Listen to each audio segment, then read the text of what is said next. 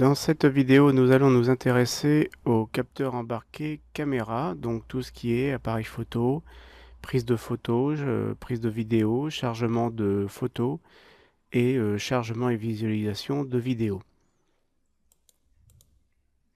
Nous allons d'abord parler de la capture d'image, puis nous allons parler de l'enregistrement de la caméra, la capture de vidéo et enfin donc la visualisation de vidéo. Alors tout d'abord, la capture d'image. Pour avoir accès à la capture d'image, il va falloir mettre à jour le manifeste afin qu'il utilise la caméra. Vous avez d'abord la permission, bien sûr, android.permission.camera à positionner et aussi la fonctionnalité Android Hardware Camera. Alors le plus simple, c'est évidemment au niveau de la capture de déclencher la caméra native grâce à un intent. Et tout simplement, l'image va être récupérée à l'issue de la saisie par la caméra.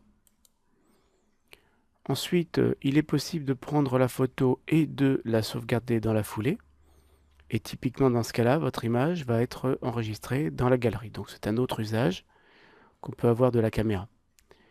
L'enregistrement se fait en utilisant le Get External Storage Public Directory. Si vous voulez la garder privée, il faudra utiliser Get External Files Directory et non pas donc évidemment l'accès à la galerie. Pour la capture de vidéo, nous travaillerons avec la même logique. Utiliser donc les outils qui sont natifs. Donc un contrôle qui est donc Video View qui vous permet donc beaucoup de choses en fait, qui vous permet de représenter vos vidéos. Donc dans ce cas-là, l'intent à utiliser c'est le mediastore.action video capture pour la capture des photos. Et bien nous avons le pendant évidemment. Il est possible avec VideoView de capturer et de visualiser donc directement la vidéo. Mais pour visualiser une vidéo, peut-être que vous accédez à une URI, donc qui peut être en réalité donc un fichier, bien entendu aussi, ou un accès type internet. Il va falloir donc récupérer la ressource que vous positionnez sur cette vidéo URI sur le VideoView, et puis donc vous allez donc avoir la visualisation de votre vidéo. Les fichiers supportés vont être des formats WebM, donc ça c'est un format ouvert, en fait un successeur de Matroska, le MKV étant Matroska, le MP4 qu'on ne présente pas, et 3GP, donc une version simplifiée du MP4 qui avait été préconisée pour les appareils de la génération 3G. Alors nous allons maintenant mettre en place dans le code un minimum de code qui vous permettrait de manipuler donc caméra et vidéo. Pour illustrer donc ce code, pour illustrer la gestion de la caméra et de la vidéo, nous allons commencer donc par reconfigurer un petit peu le projet sur lequel nous avons travaillé jusqu'à présent. Donc j'ai reconfiguré le projet, à savoir que en réalité maintenant j'ai découpé mon IHM en 3 morceaux, le main activity et 2 fragments, un fragment pour le GPS, un fragment maintenant pour la caméra. Ce découpage, vous le retrouvez évidemment dans le layout principal et les 2 fragments. Alors, quand je regarde le layout principal, qu'est-ce que j'ai mis?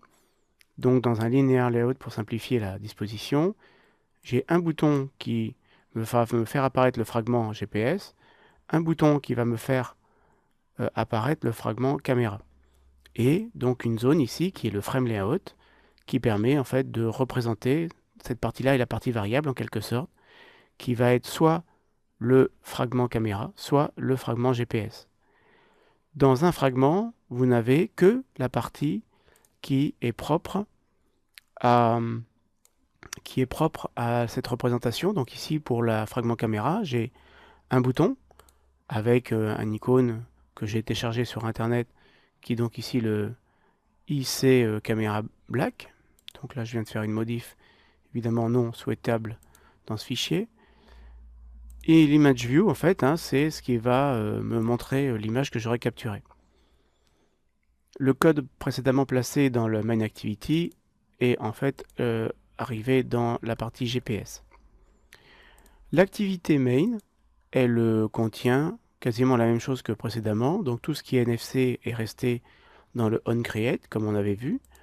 Puis j'ai récupéré mes deux boutons, GPS button et camera button, qui sont respectivement les ID 5 et 6. Vous pouvez aller voir dans l'activité main.xml, vous avez effectivement le bouton 5 et 6 qui correspondent aux deux boutons que je vais cliquer pour basculer d'un fragment vers l'autre.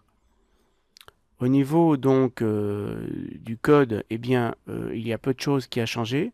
Tout ce qui était gestion GPS est maintenant passé dans le fragment correspondant. Nous allons voir ensuite ces fragments. Voilà. La grosse, peut-être, le code particulier, en fait, c'est ce code-là. C'est-à-dire que lorsqu'on clique sur le bouton GPS ou le bouton caméra, je crée un objet fragment GPS ou un objet fragment caméra, donc un objet de ces classes-là. Et je vais faire le remplacement du fragment, donc la partie qui doit changer dans mon IHM. Le remplacement du fragment se fait de la façon suivante. J'accède au manager de fragments. J'encadre toutes mes modifications dans une transaction, donc assez classique. Begin transaction pour commencer et le commit pour finir. Je positionne le transition, ça peu importe.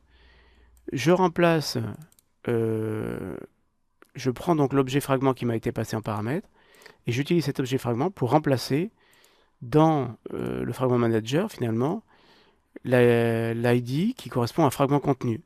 Dans le main activité, dans l'activity main ici, l'ID du frame layout, c'est fragment conteneur. Donc je retrouve ici cet ID. Le fragment va prendre la place dans l'activité principale du fragment. Act to back stack nul, donc je ne m'occupe pas de la pile correspondant au back. Voilà, donc rien d'autre à dire donc, sur cette gestion de fragments.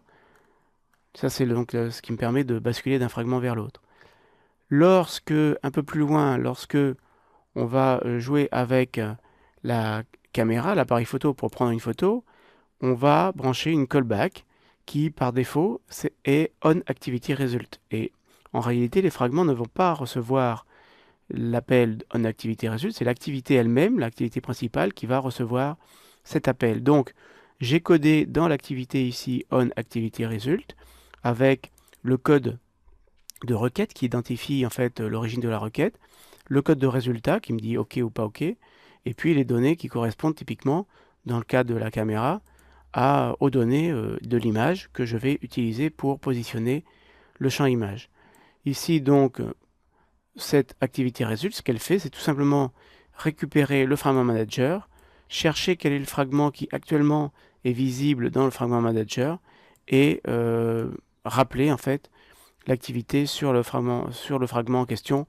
J'aurais pu d'ailleurs rajouter un petit bout de code ici, à savoir que si il n'y a pas de fragment affiché dans le fragment conteneur, ici évidemment je vais avoir un appel à une méthode sur un pointeur nul. Maintenant, quand je vais voir donc le fragment, alors fragment GPS, vous retrouvez exactement le code que vous aviez dans l'activité principale dans la version précédente. Seulement ici, fragment GPS et règle de fragment. La petite particularité qu'on va retrouver aussi dans le fragment caméra, c'est que lorsque vous faites certains appels qui n'existent que sur l'activité, il ne faut pas oublier dans le fragment de préfixer cet appel par getActivity, qui permet en fait de rappeler l'activité auquel le fragment participe. Donc le findView by ID par exemple se fait sur le getActivity. Alors le fragment caméra lui-même, eh bien, il est équipé de finalement très peu de choses. Donc bien sûr, un fragment, ça commence par, au niveau de la création, chargement du XML qui correspond. Chargement du XML qui correspond. Donc là, je vais avoir un petit CTRL-Z à faire. Chargement du fragment XML qui correspond et déploiement de ce XML, chargement, déploiement de ce XML pour créer la vue qui correspond. Bon, ça, c'est un code qui est lié en fait au fragment. Ici, j'ai un certain nombre de variables qui sont prévues, qui sont préparées. Donc, le code de requête est actuellement utilisé, les autres ne le sont pas encore. Donc, le code de requête que j'utilise ici quand je démarre l'activité. Alors, en fait, ce que j'ai fait sur sur ce fragment caméra donc qui est ici, c'est que j'ai prévu un bouton sur lequel on clique pour déclencher l'appareil photo et l'image view qui suit ici. C'est tout simplement l'image view qui va contenir le bitmap que vous aurez capté. Donc si je reviens sur mon fragment caméra, je n'ai que fait finalement au moment où j'ai fini de créer la vue, enregistrer pour le bouton qui est l'image button, enregistrer une callback. Cette callback, la voici. Il s'agit de créer un intent, action image capture, puisqu'en fait, effectivement, vous voulez déclencher la caméra native, l'appareil photo natif. Ensuite, lorsque la photo a été prise, donc c'est action image capture, et non pas action vidéo capture, puisque action vidéo capture démarrerait la caméra vidéo. Ici, donc, je récupère voilà l'activité que je veux démarrer et tout simplement, donc là effectivement je vérifie que je peux trouver l'activité et sur cette activité, alors cette activité je la démarre avec Start Activity for Result, mais comme je suis dans un fragment, encore une fois, la méthode doit être préfixée de Get Activity.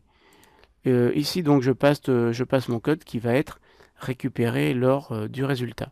Comme je l'ai dit tout à l'heure, cette méthode Start Activity for Result démarrera, je pense, donc la caméra native. Alors je dis je pense car en fait tout passe par un intent. Et cette caméra native me retournera le résultat dans un appel de onActivityResult sur l'activité à laquelle appartient le fragment dans lequel je travaille ici. Donc onActivityResult va arriver sur l'activité main qui est là-haut.